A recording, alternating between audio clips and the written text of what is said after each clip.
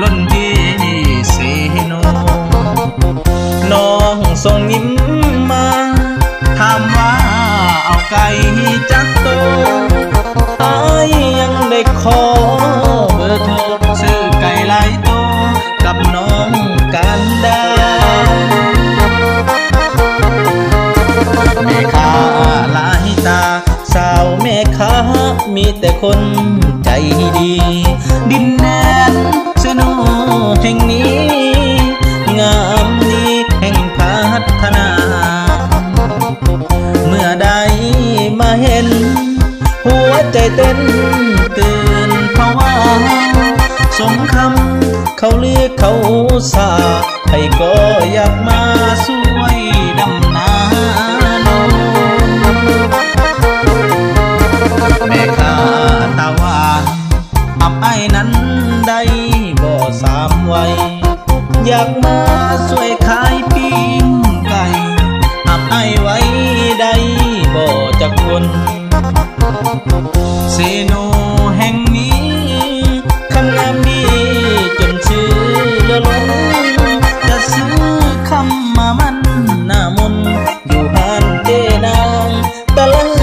าดเซโน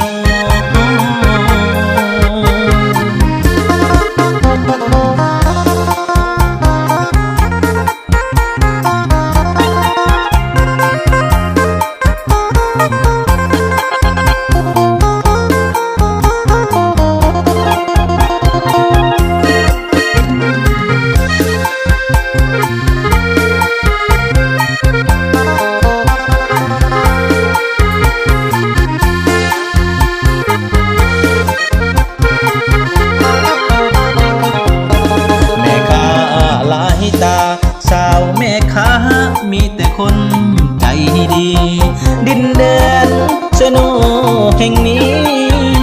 งามดีแห่งพัฒนาเมื่อใดมาเห็นหัวใจเต้นตื่นเพราะว่าสมคำเขาเรียกเขาสาให้ก็อยากมาช่วยดำนาแม่ค้าตาหวานอับไอ้นั้นได้บ่สามวัยอยากมาช่วยขายปิ้งไก่อับไอ้ไว้ได้บ่จักคนเซโนแห่งนี้